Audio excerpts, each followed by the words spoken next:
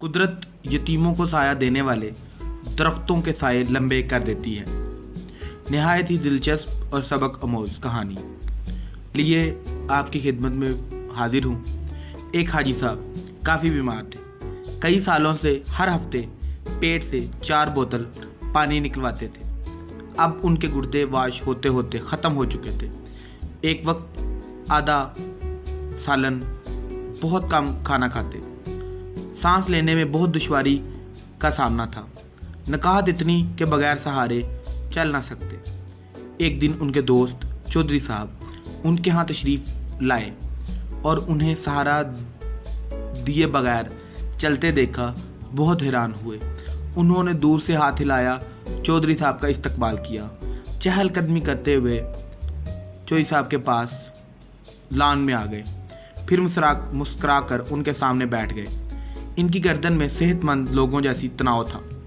چودھری صاحب نے ان سے پوچھا، یہ معجزہ ہے؟ کوئی دوا، کوئی دعا، کوئی پیتھی، کوئی تھراپی، آخر کیا ہے یہ؟ آخر یہ کمال کس نے دکھایا؟ حاجی صاحب نے فرمایا، میرے ہاتھ ایک ایسا نسخہ آیا ہے، اگر دنیا کو معلوم ہو جائے تو سارے حکیم ڈاکٹر بے روزگار ہو جائیں، سارے ہسپتال بند ہو جائیں، سارے میڈیکل سٹوروں پر تالا پڑ جائے۔ چودھری صاحب مزید حیران ہوئے، آخر ایسا کون سا نسخہ ہے جو ان کے ہاتھ آیا ہے؟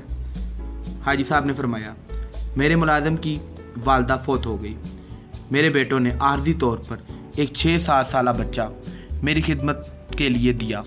میں نے ایک دن بچے سے پوچھا، آخر کس مجبوری کی بنا پر تم اس عمر میں میری خدمت میں کر رہے ہو؟ بچہ پہلے تو خاموش رہا، پھر سسکیاں بھر کر بولا، ایک دن گھر سے باہر تھا، میری ماں، بھائی، بہن سب سیلاب میں بہہ گئے، ہمارے مال مویشی، ڈول ڈنگر، سب زمین رشتہ داروں نے قبضہ کر دیا، اب دنیا میں میرا کوئی نہیں، 2 وقت کی روٹی، کپڑوں کے عوض آپ کی خدمت میں معمور ہوں۔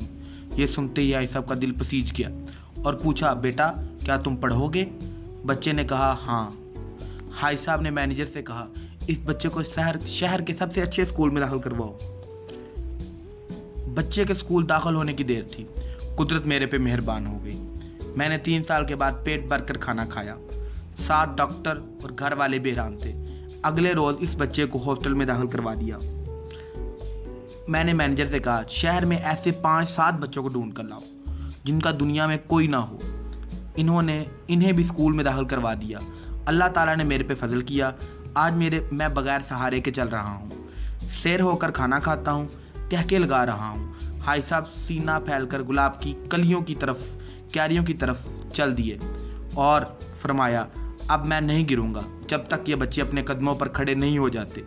حاجی صاحب گلاب کی کیاریوں کے قریب رکے گئے اور ایک عجیب و غریب فکرہ زبان پر لائے، قدرت یتیموں کو سایہ دینے والے درختوں کے سائے لمبے کر دیتی ہے۔ اس کہانی سے پیارے دوستو یہ سبق ملتا ہے کہ اللہ تعالیٰ کے بنائے ہوئے اصولوں کے مطابق اگر ہم غریب کی مدد کریں، یتیم کے سر پر ہاتھ رکھیں اور کسی بھی حقدار کو جو اللہ تعالیٰ کی خوشنودی کے لیے ہو، ریاکاری کے لیے نہ ہو، ہم اس کا حق ادا کریں تو اللہ تعالیٰ یقیناً ہمارے تمام دکھ، پریشانیاں اور غم ختم کر دے گا۔ اللہ رب العزت سے دعا ہے کہ اللہ تعالیٰ ہمیں اپنی رضا کے لیے نیک کام کرنے کی توفیق عطا فرمائے۔